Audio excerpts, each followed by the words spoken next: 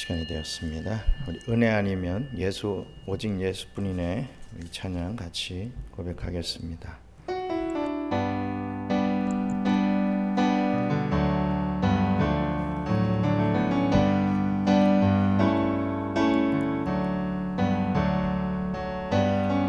은혜 아니면 살아갈 수가 없네. 호흡마저도 다 주의 것이니 세상 평안과 위로 내게 없어도 예수, 오직 예수뿐이네. 은혜 아니면 살아갈 수 없네. 은혜 아니면 살아갈 수가 없네. 호흡마저도 다 주의 것이니 세상 평안과 위로 내게 없어도 예수, 오직 예수뿐이네. 그 신계획 다 볼 수도 없고 작은 고난에 지쳐도 주께 묶인 나의 모든 삶 버티고 견디게 하셨네. 그 신계획, 그 신계획 다 볼 수도 없고 작은 고난에 지쳐도 주께 묶인 나의 모든 삶 버티고 견디게 하셨네. 은혜 아니면 살아갈 수가 없네. 나의 모든 것 다 주께 맡기니 참된 평안과 위로 내게 주신 주 예수, 오직 예수뿐이네. 오직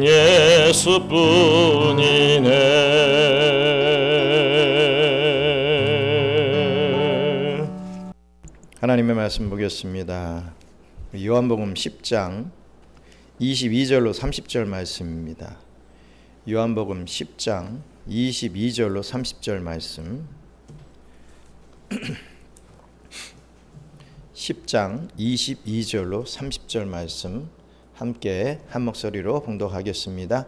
예루살렘에 수전절이 이르는 때는 겨울이라. 예수께서 성전 안 솔로몬 행각에서 거니시니 유대인들이 애워싸고 이르되 당신이 언제까지나 우리 마음을 의혹하게 하려 하나이까.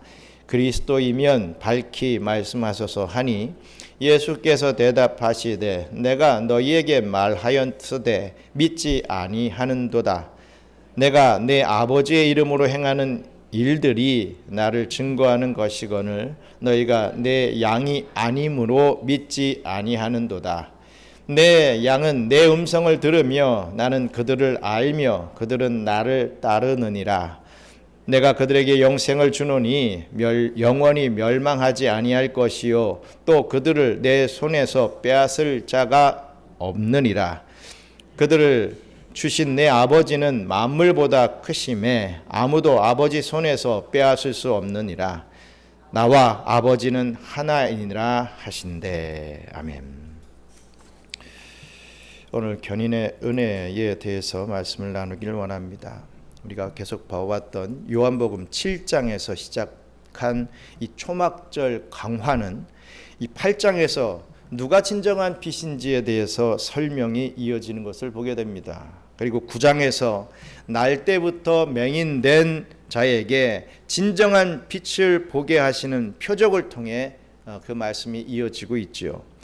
그리고 10장에서는 이 빛은 오직 예수님의 양들만이 볼 수 있음을 이 목자와 양의 비유를 통해서 설명을 해주고 있습니다.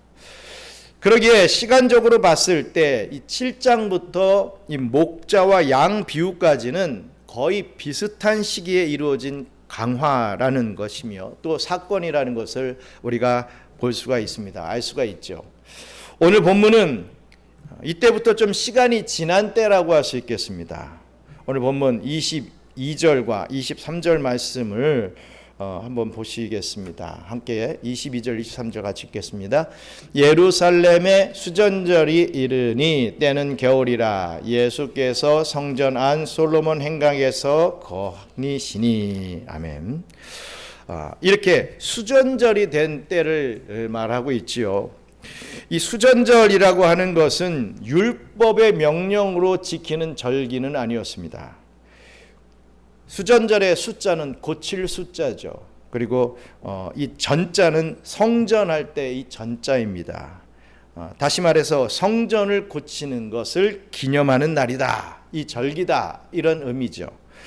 유대인들은 이 수전절을 하누카라고 하는 말로 불렀습니다. 이것은 역사적인 큰 의미가 있는 절기였습니다. 주전 200년경에 유대 땅에 헬라의 지배를 받을 때 이 안티오코스 에피파네스의 이 폭정이 있었습니다. 이의 폭정으로 성전이 회파되고 더럽혀졌죠. 이 안티오코 에피파네스는 피지배인들의 이 헬라화를 하기를 원했습니다. 그래서 여호와 신앙을 버리고 헬라의 신을 섬기도록 강요했습니다. 그래서 주전 167년 율법서를 불태우고 또 이 성전에 돼지고기와 돼지 피를 제단에 이 제물로 드리는, 그래서 성전을 더럽히는 그러한 악행을 저질렀습니다. 이것에 분개한 유대인들은 반란을 일으키게 됩니다. 그 반란의 주역이 바로 마캅이라고 하는 사람이었죠. 이들은 산속으로 들어가 게릴라전을 펼치면서 어떻게든 이 나라의 주권을 회복하려고 노력을 했었던 사람들입니다. 주전 164년에 결국에는 성전을 탈환하고 하스몬 왕조를 세우게 됩니다. 수치를 당한 성전을 다시 회복하고 이 성전을 수리했기 때문에 그 날을 기념해서 수전절이라고 하는 이 절기가 생겨나게 됐던 것입니다. 이렇게 이 수전절이라고 부르면서 이 8일 동안 이 날을 기념하고 사람들은 이 초막절과 같이 이 성전에 불을 밝히며 또 종려 나무를 들고 시편 113편과 에서 118편을 이날에 계속해서 찬송을 하는 그 절기가 바로 이 수전절이었습니다. 근데 이 초막절 때에 예수님은 성전의 동쪽 편에 위치한 솔로몬의 행각을 거닐고 계셨다라고 좀 전에 22절로 23절에 읽은 말씀에서 지금 나오고 있습니다. 이것은 사람들이 성경에 대해 토론하는 장소로 주로 사용되었던 곳이었죠. 그게 바로 솔로몬의 행각이었습니다. 예수님이 이곳에 계시자 유대인들이 또 예수님과 논쟁을 벌이기 위해서 또 모여 들어왔습니다. 이에 예수님은 기꺼이 그들이 걸어오는 논쟁에 명쾌한 답을 해 주셨죠. 오늘 이 수전절 논쟁을 통해서 우리가 알 수 있는 이 견인의 은혜, 이 견인의 은혜라고 하는 이 진리의 내용들을 함께 살펴보면서 은혜를 나누기를 주님의 이름으로 축원합니다. 먼저 요한복음 10장 24절 말씀 함께 읽겠습니다. 유대인들이 애워싸고 이르되 당신이 언제까지나 우리 마음을 의욕하게 하려 하나이까? 그리스도이면 밝히 말씀하소서 하니. 아멘. 솔로몬 행각을 거닐고 있던 우리 예수님에게 유대인들이 예수님을 둘러쌌습니다. 그리고는 당신이 그리스도 즉 메시아이면 좀 밝히 말해라, 속히 말해라, 이렇게 지금 요구를 한 것이죠. 우리말 성경을 보면 헛갈리니까 좀 확실하게 그리스도가 맞다고 좀 말씀하세요. 그러면 좀 믿겠습니다. 라고 하는 것 같지만 좀 당신이 그리스도라는 것을 확실하게 좀 말해주세요. 이런 의미가 그렇게 하면 내가 믿겠습니다 라고 하는 그런 의미 같지만 실상은 우리 예수님을 반란자로 뒤집어 써서 고소하기 위함이었던 것입니다.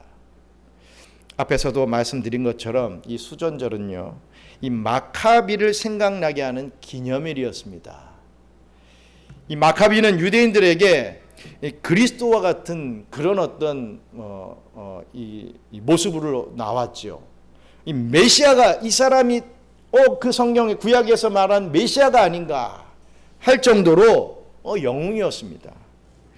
당시 지배자 헬라에게는, 유대인들에게는 영웅이었지만 이 헬라 편에서 볼 때는 반란자였던 것이죠.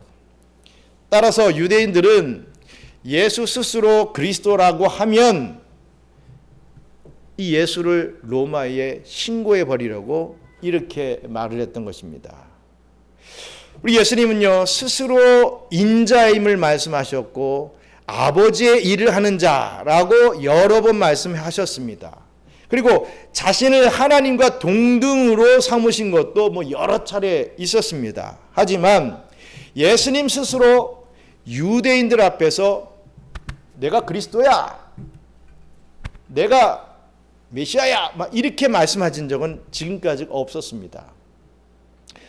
로마인들은 유대인의 종교적 부분에 대해서는 크게 간섭하지 아니었습니다. 그들이 어떤 신을 믿고 어떻게 예배드리고 하는 부분들은 어느 정도 허용해 줬습니다.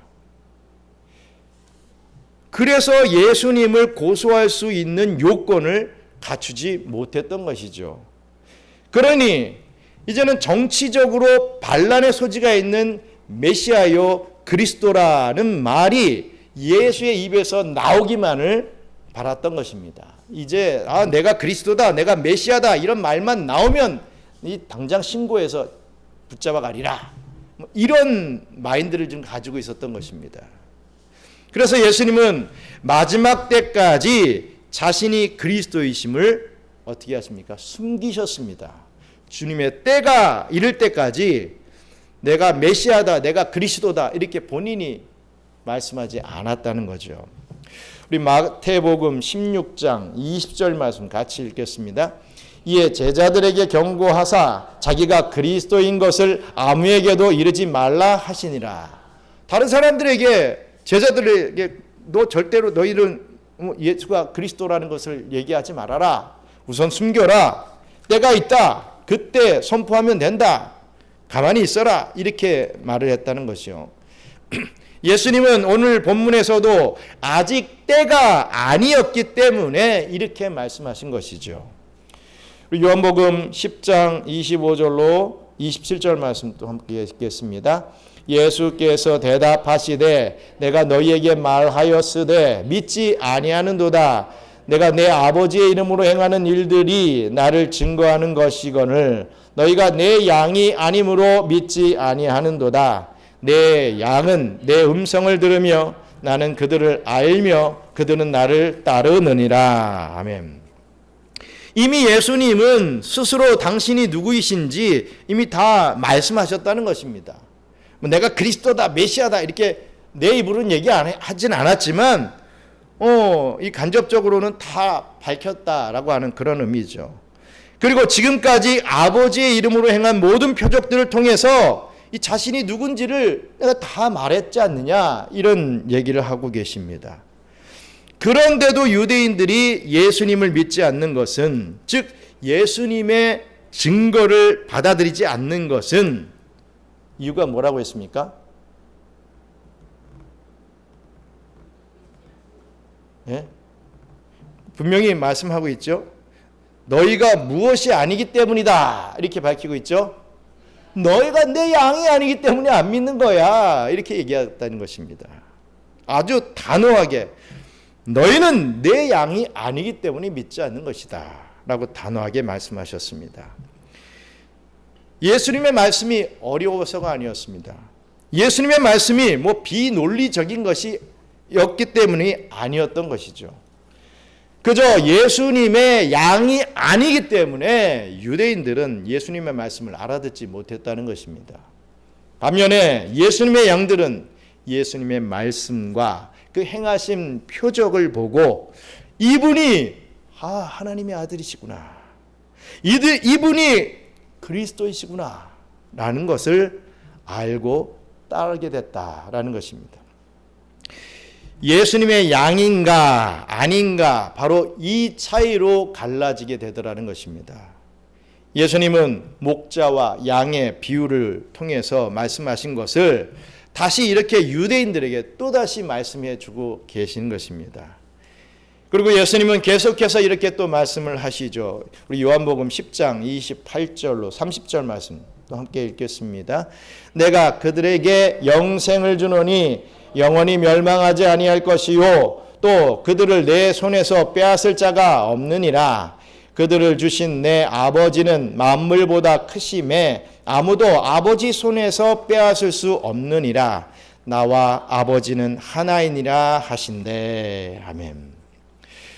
우리 예수님은 자신의 양들에게 영생을 주시기에 영원히 멸망하지 아니할 것이라고 이렇게 말씀을 해 주셨습니다. 또한 자기 양들을 예수님의 손에서 빼앗을 자가 없다, 이렇게 또 말씀을 하셨습니다. 앞에서 말했던 목자와 양의 광화에서, 이 말씀에서 예수님은 목숨을 걸고 자신의 양을 지키신다 했습니다. 그러기에 절도며 강도가 빼앗으러 와도, 이리가 잡아먹으러 와도 결코 예수님은 자신의 양을 빼앗기거나 잃어버리지 아니하시는 것입니다. 뿐만 아니라 그 양들을 아들에게 주신 성부 하나님은 만물보다 크신 하나님이시기 때문에 그 누구도 하나님 아버지의 손에서 양을 빼앗아갈 수 없다라고 이렇게 말씀을 하십니다. 나와 아버지는 하나이시라, 이렇게 지금 말씀하고 있죠. 하나님과 나는 동등이라는 거죠. 즉 예수님은 자기의 양을 빼앗기지 않는 하나님 아버지와 하나이심으로 자신 또한 양을 빼앗기지 않는다. 절대로 하나님이 택하신 양은 절대로 빼앗기지 않는다, 놓치지 않는다, 이 말씀을 하시는 것입니다. 그렇습니다. 여러분, 예수님의 양은 예수님의 양은 예수님에게서 빼앗아갈 수도 잃어버릴 수도 없습니다. 한 번 택함 받은 하나님의 백성들은 절대로 그 자격을 상실하지 않는다는 거죠. 한 번 예수님의 양은 끝까지 예수님의 양이며 영원토록 예수님의 양인 것입니다. 그러므로 예수님의 양인 저와 여러분들은 절대로 우리 주님께서 빼앗기지 않는다는 거죠. 그 누구도 그 무엇도 빼앗아 갈 수 없다라는 사실입니다.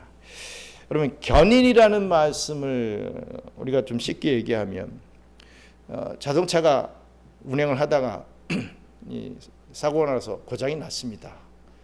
최근에도 사고가 하나 있었는데 달릴 수가 없어요. 이 차를 움직이지 않아요. 자기 자신이 움직일 수가 없어요.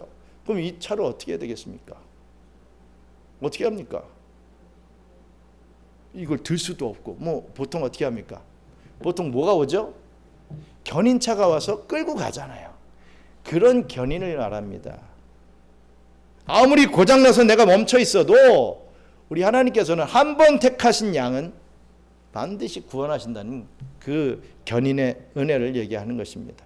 절대로 빼앗기지 않는다. 고장나셨으면 에이 차 버려라, 에이 안 타고 말지, 버리는 게 아니라 끝까지 소유하신다는 겁니다. 우리가 잘할 때는 그래 너 잘하는구나, 역시 넌 내 자식이야 이러고, 우리가 못하고 막 탈선하고 막 이러면 에이 배은망덕한 놈, 내가 너에게 어떻게 했는데 하고서 쳐버리고 이러지 않으신다는 겁니다. 더 쉽게 얘기하면 우리 하나님과 우리가 이렇게 손을 딱 잡았어요. 이 관계를 유지하는데 내가 손을 놨다고 해도 하나님은 절대로 우리의 손을 놓지 않으신다. 그런 개념입니다.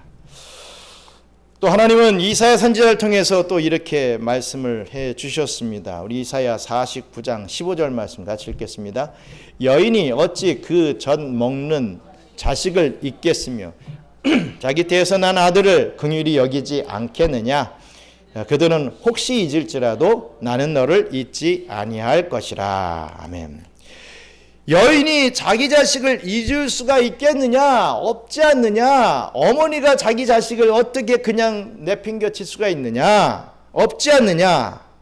그런데 혹시라도 그런 일이 있을지라도, 사람은 그런 일이 있을지라도 우리 하나님은 우리를 잊지 아니하시고 끝까지 긍휼을 베풀어 주신다. 우리를 긍휼히 여겨 주신다 라고 하시는 그 언약의 말씀이신 거지요.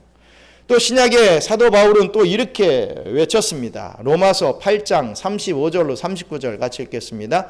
누가 우리를 그리스도의 사랑에서 끊으리오? 환난이나 공고나 박해나 기근이나 적신이나 위험이나 칼이랴.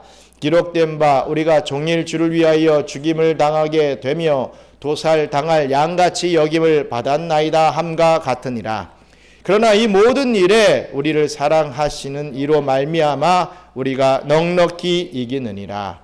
내가 확신하노니 사망이나 생명이나 천사들이나 권세자들이나 현재일이나 장래일이나 능력이나 높음이나 깊음이나 다른 어떤 피조물이라도 우리를 우리 주 그리스도 예수 안에 있는 하나님의 사랑에서 끊을 수 없다.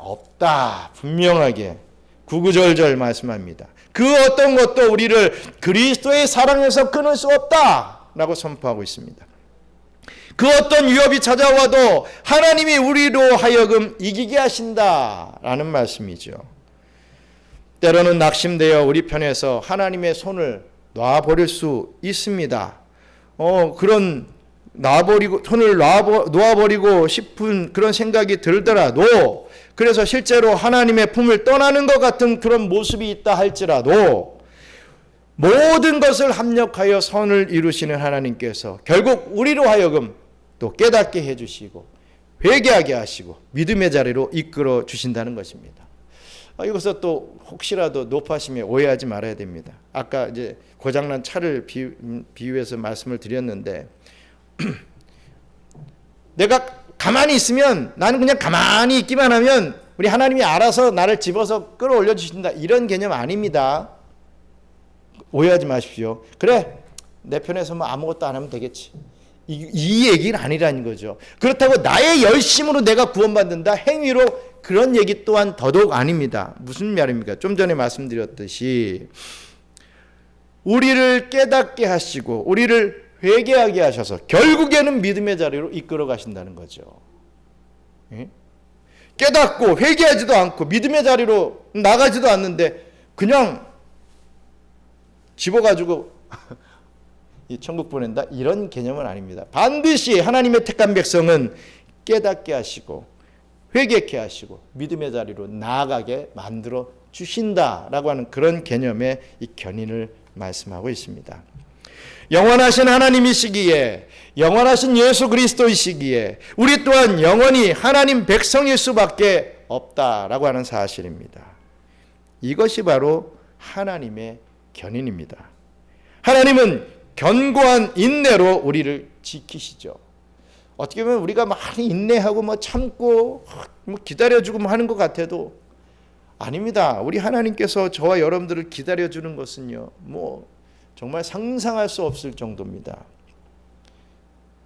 반드시 돌아오겠지, 반드시 성장하겠지, 이러한 마인드를 가지고 기다려주신다는 거죠. 사실 우리는 수도 없이 죄를 짓고 연약한 모습을 보입니다. 그리고 때때로 내가 예수를 제대로 믿고 있는 것은 맞나? 뭐 이런 생각들을 하게 되죠. 그래서 내가 이 천국 가는 게 정말 맞나? 이런 생각을 하게 됩니다. 이런 생각이 들면 또 불안하죠. 실제로 수많은 사람들이 자신에 대한 깊은 성찰이 있는 그런 이 사람일수록 구원의 확신을 갖기가 참 어렵습니다. 그러나 하나님은 우리의 어떠함 때문에 구원을 취소하신다거나 우리의 어떠함 때문에 이 구원을 포기하시지 않습니다. 구원의 이유는 절대로 우리에게 있는 것이 아니기 때문입니다. 신앙의 성장은 우리의 이 역할도 있어야 됩니다. 하지만 구원 그 자체는 우리에게 전혀 그 어떤 관한도 없습니다.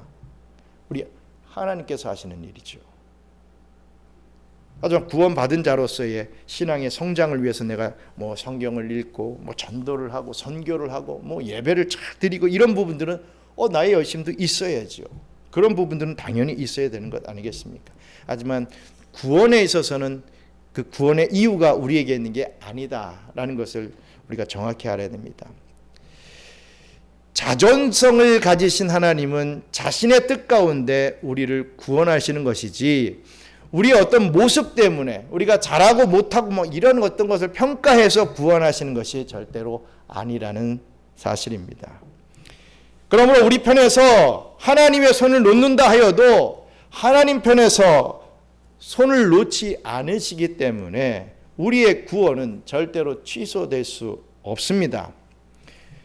여러분, 아브라함을 보십시오. 수많은 결점과 실수와 또 불신이 있었습니다. 그 속에서도 우리 하나님은 끝까지 아브라함을 놓지 아니하시고 결국에는 믿음의 조상으로 세워주셨습니다. 또 야곱을 보십시오.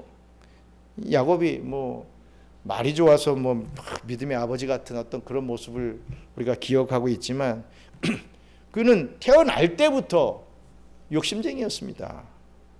세상에 내가 뭔가 한 건 하리라 뭐 이런 마음으로 태어난 것 같아요.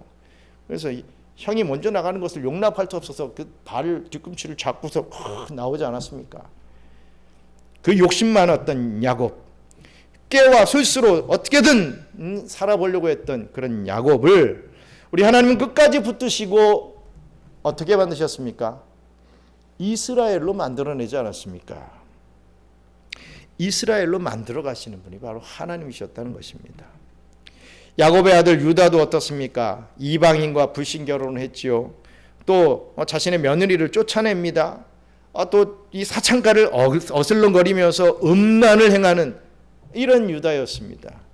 이런 유다를 하나님은 끝까지 붙드시고 결국 동생 베냐민을 대속하는 그 믿음의 인물로까지 성장하게 되지 않습니까?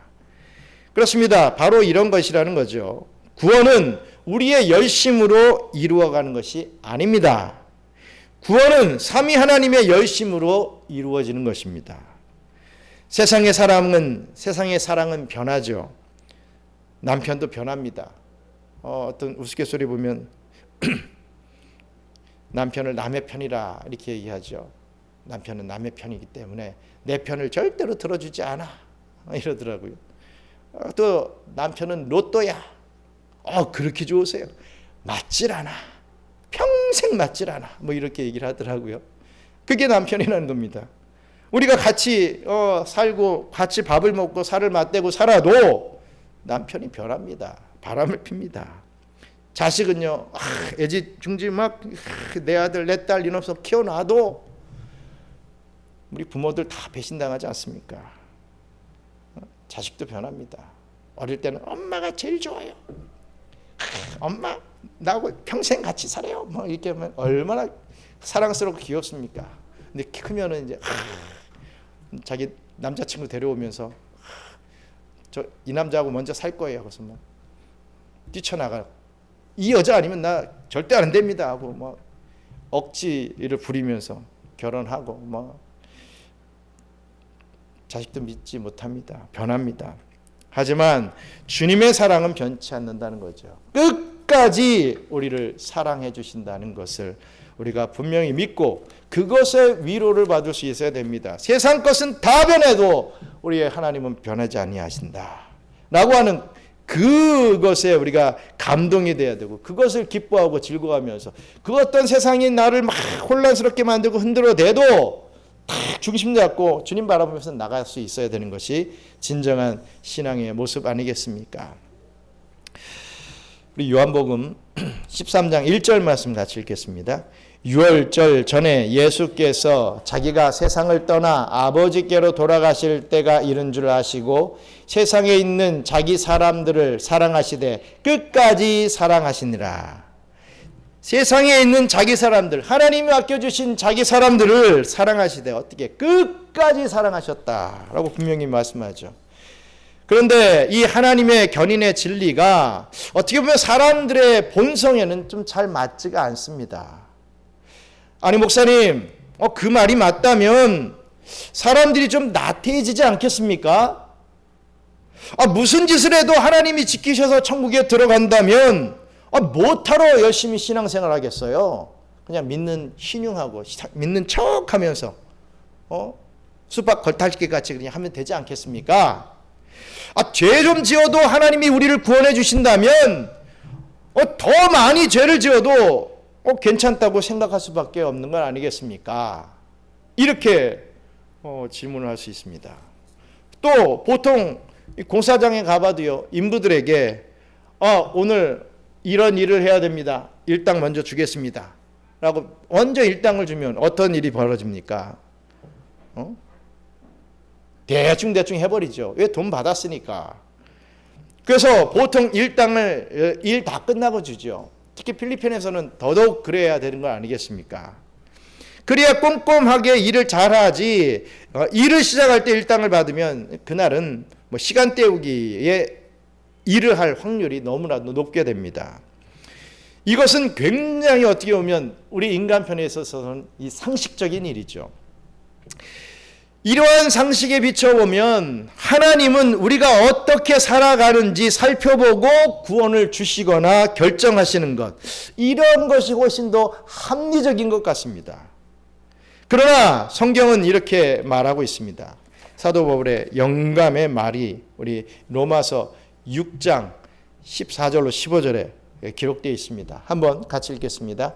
죄가 너희를 주장하지 못하리니 이는 너희가 법 아래에 있지 아니하고 은혜 아래에 있음이라.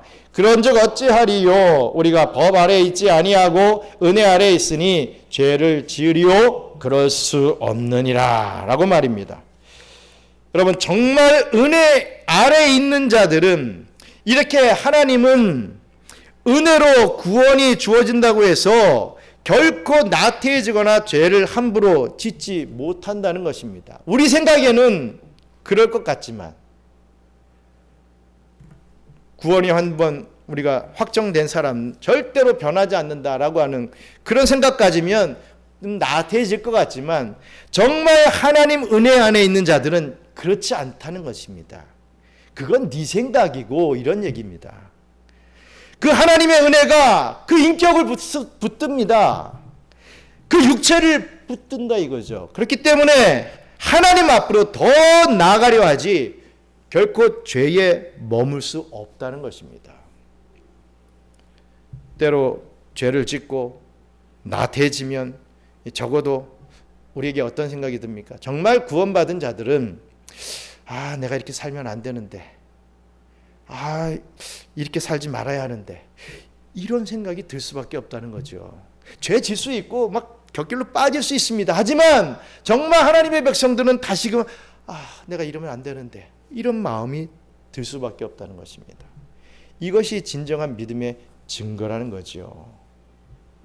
반면에 구원이 미리 결정되면 나태해진다라고 주장하는 사람들은 하나님의 은혜의 능력과 그 크심을 과소평가하는 무지한 사람들이 그런 얘기를 하는 것입니다. 여러분, 하나님의 사랑 너무 큽니다. 하나님의 은혜 너무나 크지요.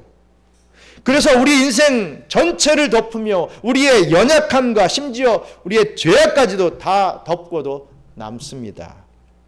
하나님의 은혜와 사랑은 이렇게도 위대한 것이죠. 여러분, 하나님의 은혜를 우리 수준에 자꾸만 과소평가하지 마십시오. 하나님의 사랑을 우리의 사랑같이 생각하면서 자꾸만 우리가 배반하니까, 배신하니까 하나님도 변하실 거야, 자꾸만 그렇게 생각하시는데 그런 생각에서 벗어나야 됩니다. 하나님의 은혜는 그 은혜 안에 우리가 딱 잡혀 있으면요 절대로 빠져나갈 수가 없는 겁니다. 사랑하는 우리 경양선교회 성도 여러분, 오늘 말씀하는 이때가 수전절이라는 것을 우리가 기억해야 합니다. 성전이 수리된 날, 이 날을 기념하여서 유대인들은 자신들이 성전을 지키겠다고 이 성전에 막 등불을 켜고 막 밝혔습니다. 그러나 예수님 당시에 이 성전은 에돔 사람 헤롯이 유대인들의 환심을 사기 위해서 지어준 성전이었죠. 그것은 하나님의 영광이 나타나지 않았습니다. 사실 솔로몬이 지은 첫 성전이 회파되고 바벨론에서 돌아온 사람들이 또 지었던 두 번째 성전, 이 스룹바벨 성전은 이전만도 못했습니다. 우리 학개 2장 3절 말씀 같이 읽겠습니다. 너희 가운데 남아있는 자 중에서 이 성전의 이전 영광을 본 자가 누구냐? 이제 이것이 너희에게 어떻게 보이느냐? 이것이 너희 눈에 보잘것없지 아니하냐? 라고 했습니다. 새로 지은 스룹바벨 성전은 하나님의 영광이 나타나지 않았습니다. 그 성전에는 법궤가 없었기 때문이죠.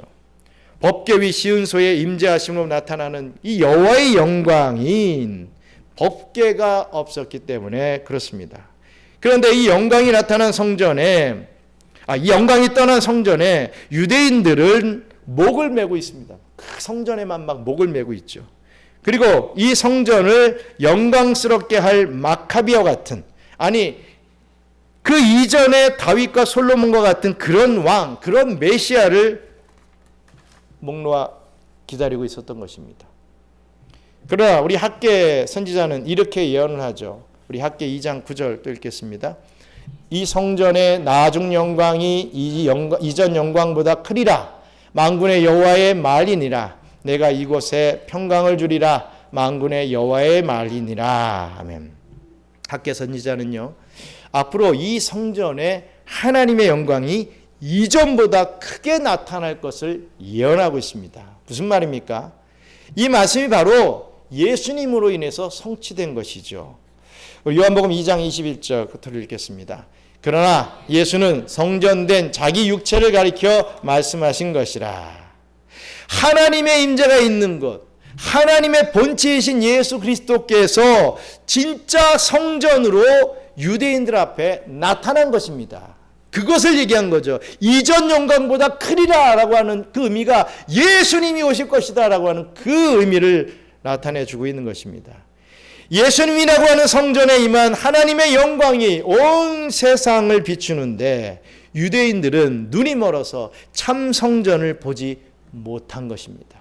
예수님을 보면서도 예수님인지 모르는 거죠. 그들은 예수님의 양이 아니었기 때문에 예수님을 볼 수 없었던 것입니다. 믿을 수 없었던 것입니다. 그 말이 이해가, 깨달음이 없었던 것입니다. 하지만 예수님의 양들은 예수님의 영광을 본다, 못 본다? 봅니다. 그 영광스러운 예수님, 참 메시아 되시는 예수님이 우리를 사랑해 주십니다. 여러분, 영원히 사랑해 주신다 했습니다. 이 견인의 은혜죠. 그 사랑을 누리시길 바랍니다. 이 땅에 살면서 물질의 뭔가를 좀 누리고 뭐 건강에 뭔가를 좀 누려보려고 엄청 애들을 쓰면서 우리가 살아가지 않습니까? 그거 없으면 죽는 줄 알고 막 바둥바둥 살아갑니다. 그런데 정말 하나님의 백성들, 우리 주님께서 선택해 주신 우리 양들, 우리 하나님의 택한 백성들은 하나님의 사랑을 누리면서 좀 살아갈 수 있어야 되지 않겠습니까? 뭔가 없으면 나는 사랑받지 못한 사람인가 이러지 마시고 정말 하나님의 사랑을 좀 누려보시기 바랍니다. 그 사랑에 좀 감격함을 갖는 그런 신앙의 삶이 좀 되어야 되지 않겠습니까? 또 그 사랑을 나만 갖고 아니라 전할 수 있는 그런 사람이 되어야 되지 않겠습니까? 여러분, 이러한 은혜가 저와 여러분들에게 항상 넘쳐나기를 주님의 이름으로 축원합니다. 우리 함께 기도하겠습니다. 그렇습니다. 여러분, 오늘 말씀의 키포인트는 그것입니다. 나는 가만히 있는데 하나님께서 내가 택하여 받았으니까 그냥 끄집어가지고 어떻게든 그냥 천국 올려주실 것이다. 이런 개념이 아니라 반드시 나에게 회개가 일어나게 하고 반드시 주를 위해서 살아가는 그런 상명감을 허락해 주시고 정말 그 은혜와 축복 속에서 살아갈 수 있게끔 만들어 주신다라고 하는 그 개념을 우리가 다시 한번 깨닫고, 여러분 절대로 세상의 그 어떤 것보다 하나님의 은혜와 사랑을 하찮은 것으로 여기지 말아야 된다라고 하는 그 말씀을 오늘 붙잡기 원합니다. 좀 하나님을 크게 여기고 하나님의 은혜와 사랑이 세상의 부귀 영화보다 더 좀 크다고 좀 믿고 그 은혜 안에서 좀 헤엄치며 살아갈 수 있는, 정말 그 은혜를, 그 사랑을 누리며 좀 살아갈 수 있는 저희들 될 수 있게 해달라고. 세상은 변하지 않습니다. 나에게 있는 어떤 문제와 어떤 고통적인 부분들, 이런 어떤 궁핍함들, 이런 것 하나도 변하지 않는다 할지라도 나의 마음속에 하나님의 은혜와 사랑이 가득가득 차고 넘쳐서 기쁨이 넘치고 감격이 넘치는 그러한 은혜의 삶, 신앙의 삶을 좀 살아갈 수 있게 해달라고 기도해 주시고, 더불어서 우리 한 가지 더 우리 경양 성경 캠프 잘 진행이 될 수 있도록 우리 선생님들과 또 저를 위해서도 좀 기도를 해 주시기 바랍니다. 우리 정말 은혜의 잔치가 될 수 있게 해달라고 또 함께 기도해 주시기 바랍니다. 같이 기도하겠습니다. 감사합니다 하나님. 우리가 세상적인 그러한 어떤 관념을 가지고 생각을 가지고 우리 하나님을 좀 바라보지 않게 도와주시옵소서. 세상이 이러니까 다른 사람들이 이런 삶을 사니까 하나님도 그러겠지, 세상이 나를 등쳐먹고 세상이 나를 배신하고 세상이 나를 해코지하니까 결국에는 하나님도 나를 배신하지 않겠어, 이런 어떤 생각을 가지고 아버지 하나님, 이 신앙의 삶을 산다고 살아가는 자들이 얼마나 이 세상에 많이 있습니까? 아버지 하나님, 그런 생각을 내려놓게 도와주시고 정말 하나님의 사랑과 은혜가 너무나도 크고 놀랍고 나를 붙잡고 있기에 내가 더욱더 하나님께서 기뻐하시는 삶으로 살아드리는 그러한 모습을 보여드릴 수밖에 없다는 그 사실 앞에 무릎을 꿇을 수 있도록 역사해 주시고 주님의 말씀에 깨달음이 있고 감사와 감격이 넘칠 수 있도록 축복해 주시옵소서. 또한 우리 경양 성경 캠프를 통하여서 우리 아이들과 함께 씨름하기를 원합니다. 아이들을 좀 하나님의 사랑으로 좀 깨닫게 하고 또 사람으로 만들어 갈 수 있는 그러한 역사적인 그런 시간들이 될 수 있기를 소원하오니 주님께서 은혜를 베풀어 주시고 우리 부모된 자로서 우리 아이들을 위하여 더 이 기간 동안에 기도하며 또 헌신하며 우리 아이들이 더 변화받는 그런 모습들을 함께 지켜보며 기뻐할 수 있는 그런 우리 경영의 성도들 다 될 수 있도록 축복해 주시옵소서. 감사합니다 하나님. 우리 견인의 은혜, 그 사랑을 다시 한번 우리가 곱씹어 보았습니다. 아버지, 깨달음을 주신 거 감사합니다. 아버지 하나님, 왜 우리는 이 땅에 살면서 그 하나님의 은혜를 하찮게 여깁니까? 하나님의 사랑을 왜 이렇게 작게 여깁니까? 하나님의 은혜와 사랑보다는 내가 지금 있어야 될 돈이 더 중요하고 나의 어떤 건강이 더 중요하며 나의 위신과 나의 체면이 더 중요한 그런 세상을 우리가 지금 살아가고 있습니다. 무엇이 중요한 건지 모르면서 정말 무엇이 정말 우리의 삶의 중심을 잡아야 되는지는 모르면서 이리저리 헤매며 방황하며 살아갑니다. 아버지 하나님, 우리에게 다시금 또 깨달음과 결단을 허락해 주셔서 하나님의 은혜가, 하나님의 사랑이 우리를 붙잡고 우리를 운영해 주시는 이런 인도하심을 받는 그런 이 복된 신앙의 삶을 살아갈 수 있도록 저희들을 인도하여 주시옵소서. 아버지 하나님, 신앙의 양심이 계속해서 발동케 도와주시고 지었던 죄를 또 짓지 않도록 주님을 더 바라볼 수 있는 저희들 되게 도와주시옵소서. 아버지 하나님, 특별히 저희들 경양 성경 캠프로 우리가 함께 우리 부모님들과 아이들과 함께 씨름하기를 원합니다. 은혜의 자리로 나아가기 위해서 우리 애를 쓰고 또 준비하고 있습니다. 아버지, 모든 준비 위에 주님께서 축사해 주셔서 그 어떤 순서 하나 허튼 것 없이 맡겨진 그 책임들을 잘 감당하며 아버지 하나님, 정말 은혜의 잔치로 만들어 가기를 소원하오니 우리 성령님께서 성령 충만함을 더해 주셔서 조금의 실수가 있어도 좀 어설픈 부분이 있어도 다 덮어주시고 더 큰 은혜와 또 우리 하나님을 그 사랑을 체험하는 복된 시간이 될 수 있도록 도와주시옵소서. 이 행사 이후에 우리 아이들이 더 단단해지고 더 우리 하나님을 사랑하는 그런 자녀들로 성장하기를 소원합니다. 아버지 하나님, 그런 자녀들을 위하여 우리의 헌신이 조금이나마 쓰임받을 수 있도록 역사해 주시옵소서. 감사를 드리며 모든 말씀 예수님 이름으로 기도드리옵나이다. 아멘. 주기도 오늘 마치겠습니다. 하늘에 계신 우리 아버지여, 이름이 거룩히 여김을 받으시오며 나라가 임하시오며 뜻이 하늘에서 이룬 것 같이 땅에서도 이루어지이다. 오늘 우리에게 일용할 양식을 주시옵고 우리가 우리에게 죄 지은 자를 사하여 준 것 같이 우리 죄를 사하여 주시옵고 우리를 시험에 들게 하지 마시옵고 다만 악에서 구하옵소서. 나라와 권세와 영광이 아버지께 영원히 있사옵나이다. 아멘.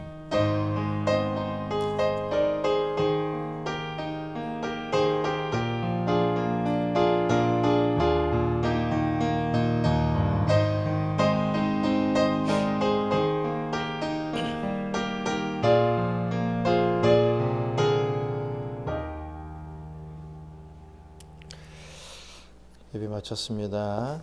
오늘 특별히 우리 식사 같이 나누시면서 또 교제 나누도록 하겠습니다. 감사합니다.